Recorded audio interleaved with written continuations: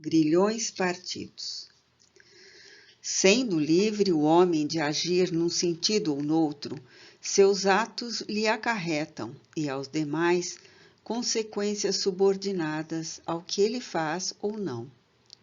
Há, pois, devidos à sua iniciativa, sucessos que forçosamente escapam à fatalidade e que não quebram a harmonia das leis universais, do mesmo modo que o avanço ou o atraso do ponteiro de um relógio não anula a lei do movimento sobre o qual se funda o mecanismo.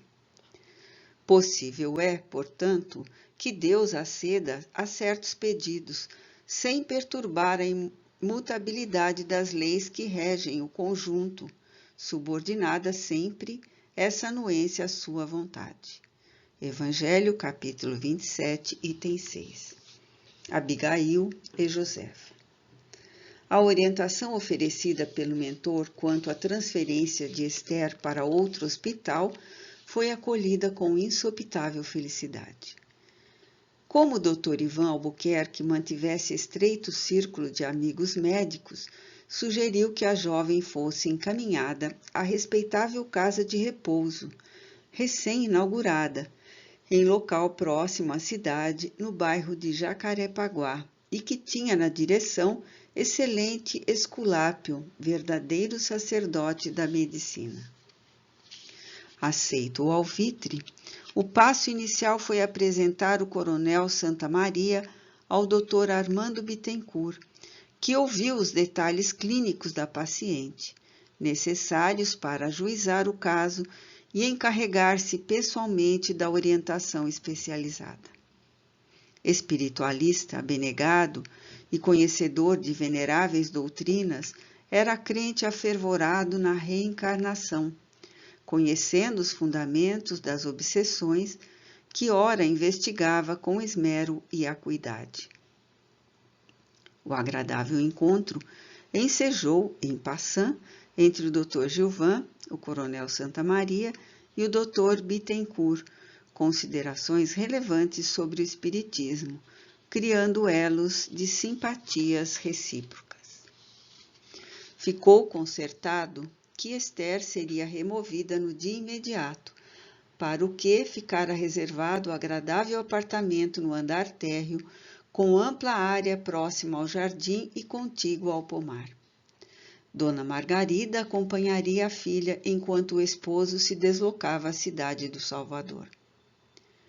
Era muito importante esse período de reajustamento psicológico e readaptação familiar para a egressa do sombrio corredor da obsessão tormentosa. Seguindo ainda instruções oportunas do benfeitor de Rosângela e por ele acolitado, o coronel Santa Maria dirigiu-se ao frenocômio, expondo com franqueza ao diretor o ensejo de remover a filha, imediatamente para outro local, por motivos que considerava imperiosos. Obviamente, o diretor clínico advertiu o genitor resoluto, expondo que não se responsabilizava pelos resultados da medida extemporânea, apresentando argumentos técnicos que, de forma alguma, modificaram a decisão do coronel. Tomadas as providências compatíveis e regularizados os trâmites indispensáveis, a ficha de alta foi firmada. Tentando impedir futuras complicações, o pediatra dispôs-se a assumir as responsabilidades do caso, ao lado do genitor da enferma. Ficou então assentado que no dia seguinte esses voltariam acompanhados da senhora Santa Maria, a fim de providenciarem a transferência da jovem. As horas foram passadas ao embalo das expectativas ditosas em relação ao futuro. No dia imediato, à hora aprazada, os genitores de Esther e o abnegado médico em sala especial receberam a jovem convalescente. A surpresa que dominou os pais foi dolorosa. Não obstante preparados para o momento grave, o estado de deperecimento da filha lacerou-os. Cambaleante, exaurida e revelando na face o longo cativeiro e o abandono que sofria, a moça parecia um escombro humano. dir-se-ia que saía de um campo de extermínio, não de um hospital. Os pais abraçaram-na enquanto essa foi acometida de um vágado, decorrente da debilidade e da emoção.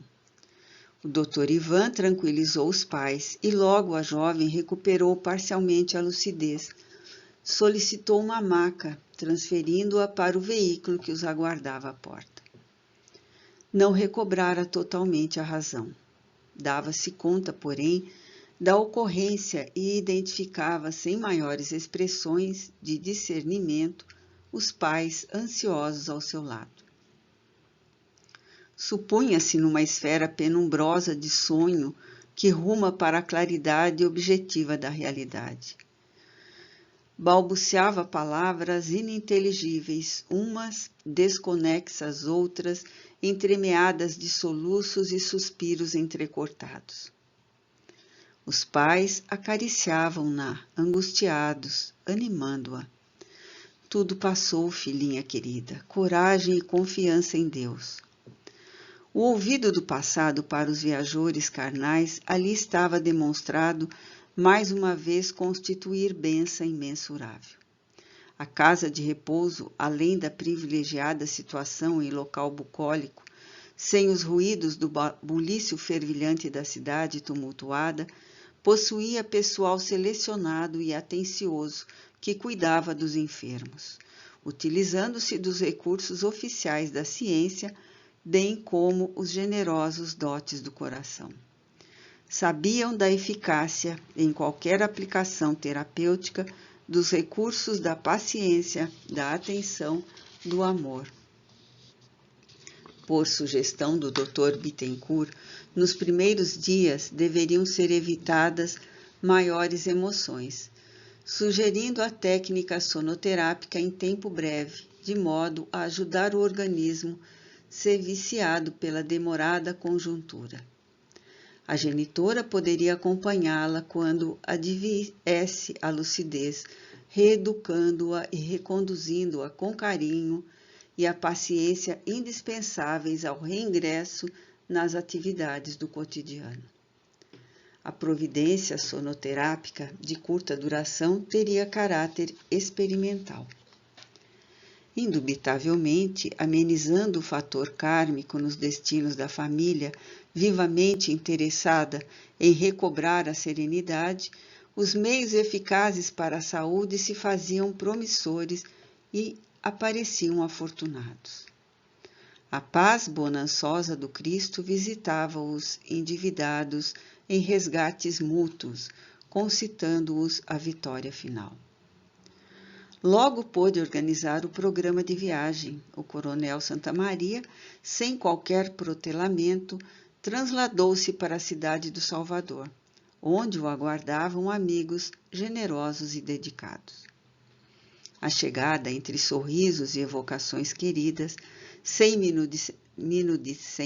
minudenciar as razões da viagem, fez questão de declinar a gentileza dos companheiros que lhe ofereciam o conforto do lar, preferindo as facilidades de movimento que lograria no hotel a que se recolheria.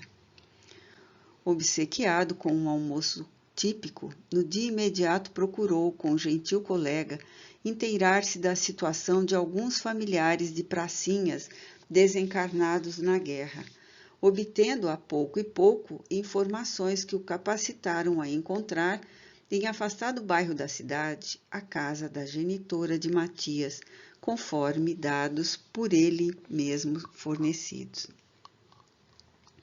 Dominado por compreensível emoção, aproximou-se da choupana, pobre, guindada em ladeira íngreme, não logrando encontrar a senhora Abigail. Vizinhos prestimosos elucidaram que somente à noite ela retornava à casa após os giros que dava pela cidade.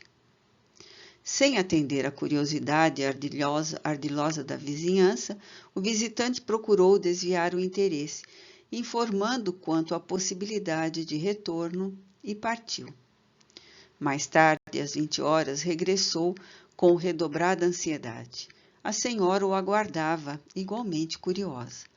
mandou-o entrar, algo aturdida, desculpando-se pela aparência do lar. Deveria ter a mesma idade que ele. No entanto, macerada pelos maus tratos da vida, caminhava vergada como se carregasse fardo pesado às costas cansadas. A cabeça quase branca, tez que fora de delicada cor morena, enrugada, assinalava profundos sulcos de dor e de desventura. O traje humilde, como o lar apresentava, esmerado asseio. Instintivamente recordou-se de Matias. Nos olhos da senhora triste, revia os olhos do jovem que, servindo a pátria, trabalhara sob suas ordens. Comoveu-se, desejando abraçar aquela pobre e solitária mulher. Quanta penúria teria sofrido, quantas humilhações deveria ter provado durante os demorados anos de miséria e vergonha curtidos amargamente? Se ele o houvera sabido, pensava. Quiçá no passado, antes do desencadear de todos os sucessos, se lhe chegassem ao conhecimento os dramas daquele lar, não se comovesse. O orgulho cegava-o. Não defrontava nas ruas humildes velhinhas cansadas, sobraçando problemas e tropeçando nos destroços de que se constituíam? Que fizera até então por qualquer delas? Foram cegos, sim. Agora, porém, felizmente via. Tinha lágrimas que não se encorajavam a extravasar da comporta dos olhos. Como o silêncio se alongasse, Dona Abigail, algo tímida, interrompeu-lhe as reflexões, dizendo: Eu soube que o doutor esteve aqui na parte da tarde. Aconteceu alguma coisa? Havia hesitação na pergunta. Não se saberia dizer se era medo de ser envolvido em algum novo problema ou era a cautela natural que o sofrimento oferta aos que vivem com a dor. Não, desculpe-me, acudiu pressuroso, respondendo. Não sou doutor, não, conforme a senhora pensa. Sou militar e conheci seu filho que serviu comigo na guerra, por isso venho aqui. A expressão de espanto que se desenhou na face amargurada da mulher logo se transformou em vertente de agonia. Levou a mão ao coração como desejando desatar a compreensão que sentia e exclamou: Meu Deus, Senhor meu, o Senhor conheceu meu filho Matias? E desatou a chorar. O pranto convulsivo, represado por largo período, espocou volumoso. Ela se desculpava, prosseguia vencida. O coronel sabia o valor daquelas lágrimas, conhecia-o de moto próprio. Deixou-a extravasar a angústia a fim de prosseguir. Bezerra e nós outros que o acompanhávamos no elevado desiderato participávamos também do encontro fraternal. O benfeitor, diante do desespero incontido da saudosa mãezinha, aplicou-lhe providencial recurso magnético, diminuindo-lhe a aflição e acalmando-a. Nós outros orávamos, contritos, buscando criar e manter um ambiente favorável à consecução do programa espiritual no qual estavam engajados aqueles espíritos em prova, lição para todos nós. Cessada a tormenta e inspirado, o coronel explicou. Ouça-me com calma, depois me pergunte o que quiser. Trata-se de uma história longa, não há porém pressa. Se a senhora não se estiver sentindo bem ou disposta hoje, voltarei quando lhe convier. Necessito que me ouça, porém com atenção e calma. Perdoe-me, senhor, já estou melhor. São as saudades do meu filho. Ando um pouco atordoada ultimamente. Depois, a presença do Senhor, sou todo ouvidos e que nosso Senhor me deu o entendimento que me falta. Historiando os acontecimentos já narrados, omitindo aqueles que poderiam afligir mais a senhora humilde, tais o estado de perturbação de Matias, a obsessão da filha, elucidou-a no que poderia constituir-lhe consolação e esperança, de modo a cumprir a promessa que fizera ao ordenança. Explicou-lhe sobre a crença espírita que lhe dulcificava a alma e o veemente desejo de reparar o que considerava imperdoável esquecimento. Por vezes emocionado, minuciou-lhe a razão por que aderir ao Consolador, graças à crucial enfermidade da filha, sem explicar compreensivelmente a causa do demorado infortúnio, que era também o motivo da sua inabalável convicção religiosa atual. Expôs-lhe que Matias, comunicando-se mediunicamente, relatara os sofrimentos dela e da irmã, fazendo-o, desse modo, recordar-se do compromisso que não tivera ocasião de regularizar. A senhora o ouviu paciente em alguns momentos lacrimosa. Digna escutava e ele nobre narrava. A confissão de alto porte selava a sagrada comunhão espiritual, enfatizando os deveres entre as criaturas, todas irmãs, conforme o ensino de Jesus. Não lhe vinha trazer moedas, comprar a paz. Rogava-lhe ajuda, compreensão e bondade, a fim de socorrê-lo com a caridade e de conceder-lhe a honra de tê-la como irmã. Ao terminar, lívido e transpirado após o comovedor processo de reabilitação, solicitou abraçá-la. Muito embaraçada, Dona Abigail agradeceu-lhe toda a gentileza e elevação. Não compreendia bem pelo cérebro tudo que lhe fora narrado, todavia sentia pelo coração. A seu turno, confessou-lhe também a crença no espiritismo.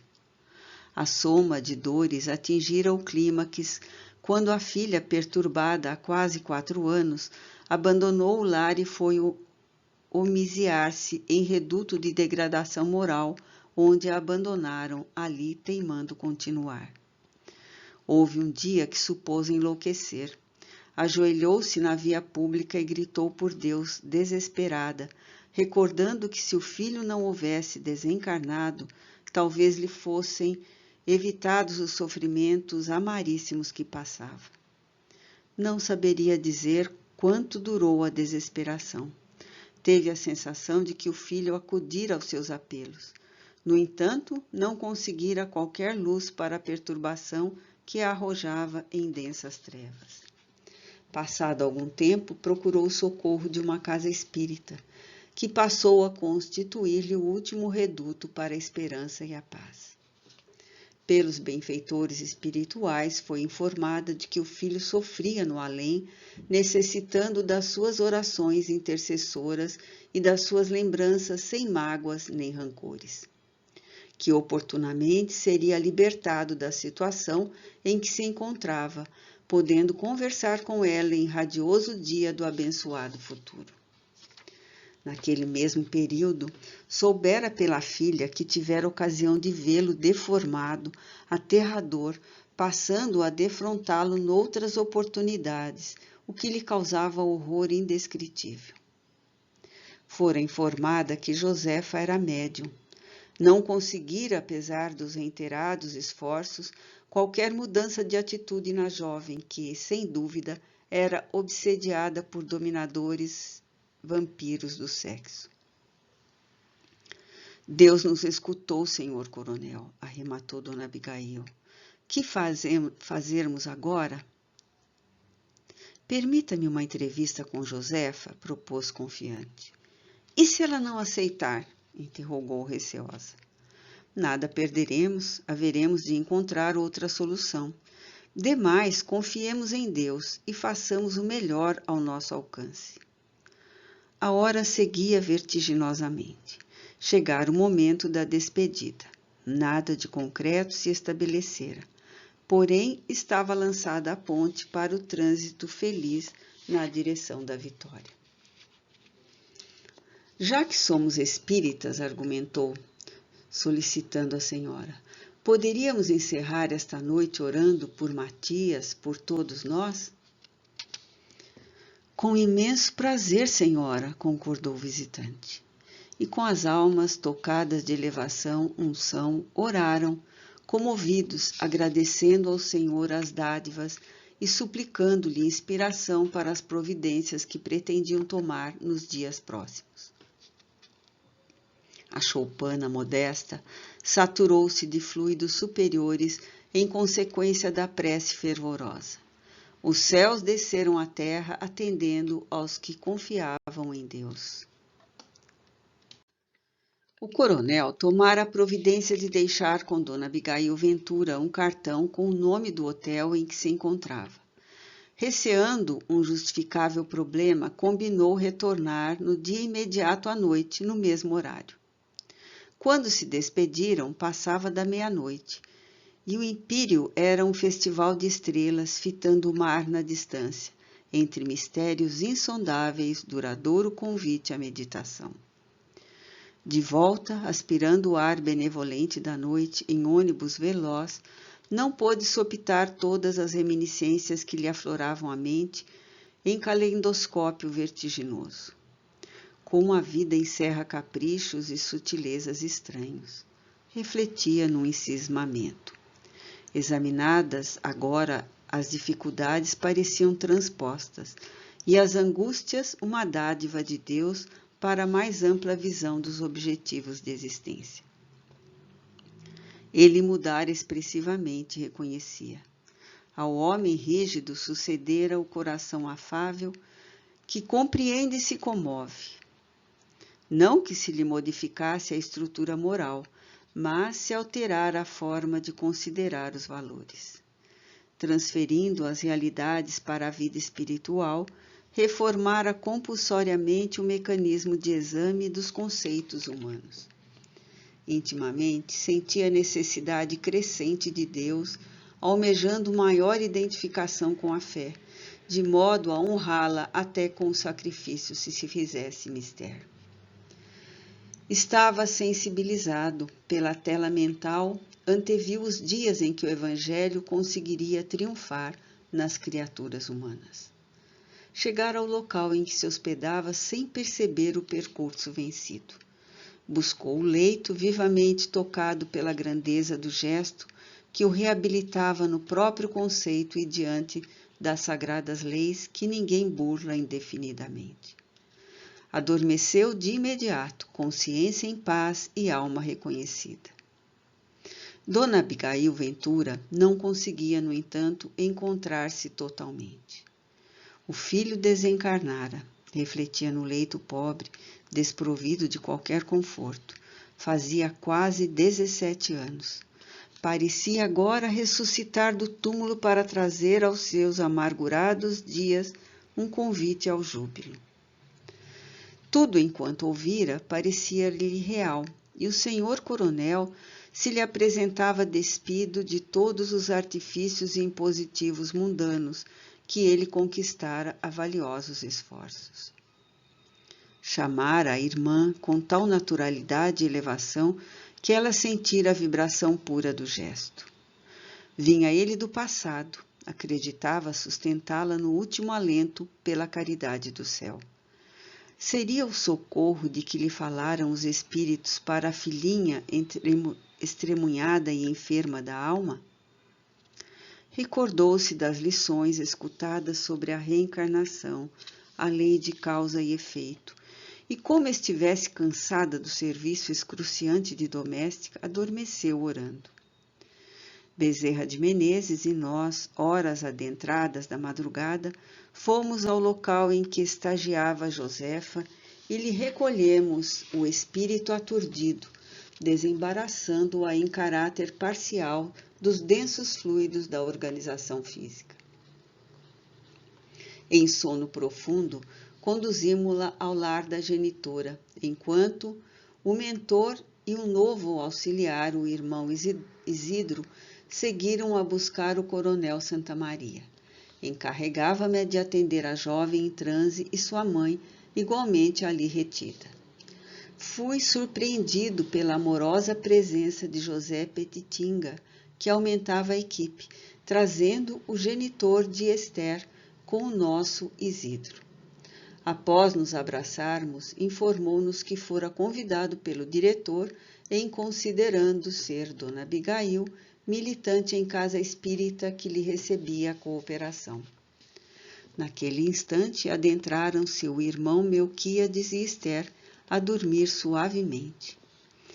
Tudo estava organizado com esmerada meticulosidade.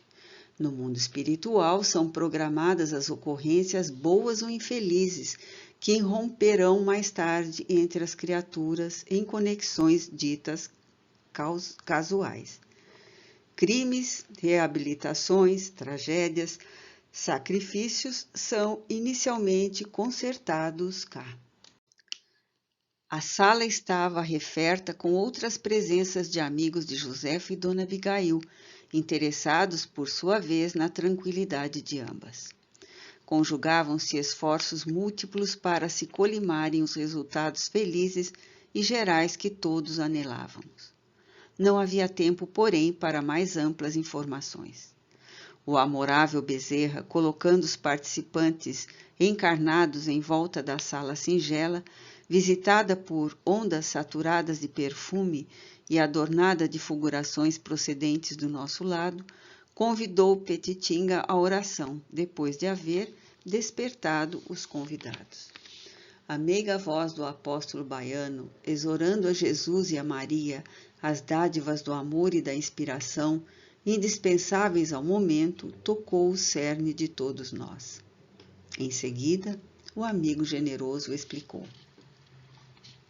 Filhos do coração, encontramo-nos reunidos a fim de abrirmos a alma ao Senhor, liberando-a das reminiscências amargas e dos ódios injustificados.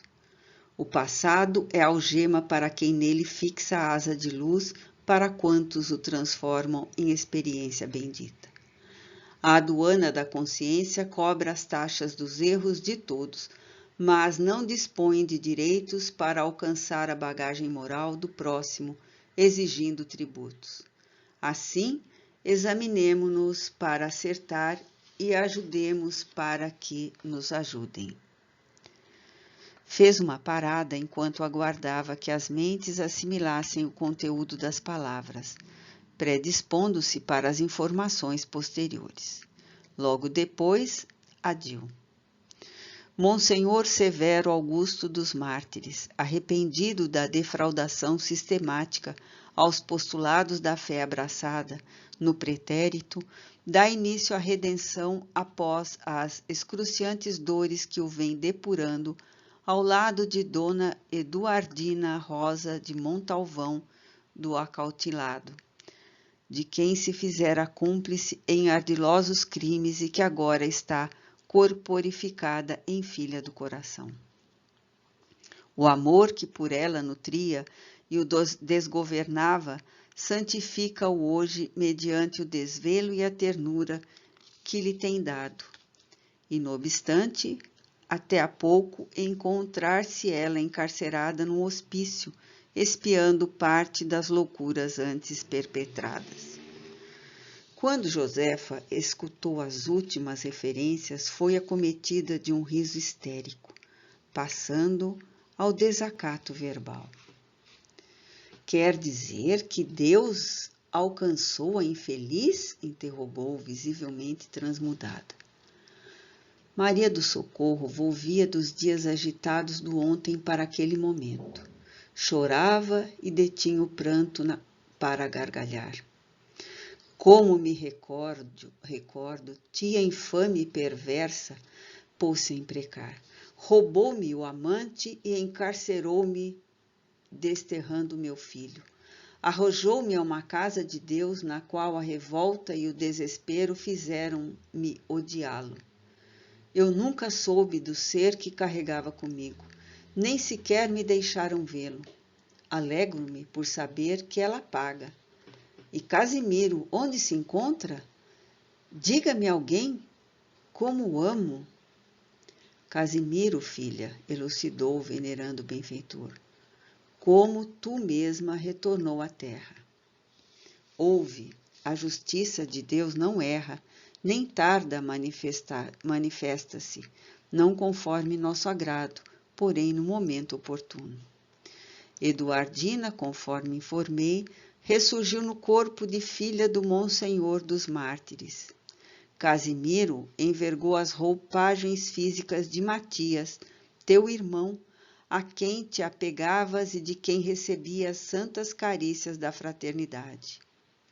Tua filhinha, pois que for uma menina, o teu rebento, e que teve vida efêmera, volveu na condição de tua mãe, que ora por ti se sacrifica, qual tu mesma fizeste, a fim de conceder-lhe a bênção do corpo. Observa a justeza e a sabedoria das leis divinas. Nosso Matias, em momento de exacerbação, ergueu-se como vingador, cobrando a dona Eduardina o débito que lhe não cabe exigir. Graças, no entanto, a essa circunstância que o celeste amor se utilizou, aqui estão os algozes oferecendo proteção às vítimas. Não lhes negue o teu concurso. Estou confusa, remeteu Josefa. No local a que me arrojaram, alimentei tanto desprezo pelo corpo e corrompi-me mentalmente de tal forma que agora transitas no lupanar de hediondez, concluiu o instrutor. Pobre filha, o corpo é sagrado patrimônio de que se há de respeitar e dar conta ao Criador. O amor, todavia, passará à tua porta sob outro aspecto, porém. O desvario do sexo não aplaca a sede de quem aspira ao amor. Aqueles que buscam na sofreguidão do corpo o lenitivo para a febre interior preferem não ignorar que o desespero mais produz ardência e desgaste, alucinando a razão. Estás presa às amarras obsessivas, onde te demoras, tendo necessidade urgente de fugires dali, hoje, amanhã, no mais tardar, imediatamente. O Senhor, no entanto, enriqueceu-te com o recurso psíquico, que te auxiliarão na escalada de luz, se te dispuseres à ascensão desde já. Ajudar-te-emos, em nome do Cristo Jesus, se te fizerdes maleável à nossa voz. Atenta agora para a realidade do momento, a nossa Eduardina desejava falar-te. Esther, que se encontrava regularmente consciente, conduzida pelo irmão Melquíades, acercou-se de Josefa e, inspirada, abraçou-a. Ambas, desgastadas pelos diferentes rumos que tinham as existências, eram quase da mesma idade. Como te abandonei, propôs Esther, na condição de tia, invigilante e perdida. Ajuda-me a amparar-nos como irmãs arrependidas em recuperação. Dá-me a mão que desprezei, eu estava louca e não sabia. Josefa, igualmente sofrida, abraçou-a redarguindo. Ajudemo-nos, sim, ambas precisamos de paz. Foi o momento de Dona Abigail afagar as duas moças, teleguiadas pelo mentor e amparada por Petitinga, aduzindo. Nas águas claras do amor, dilui-se o lodo pestilento do ódio que se desintegra e desaparece. Louvado seja Deus!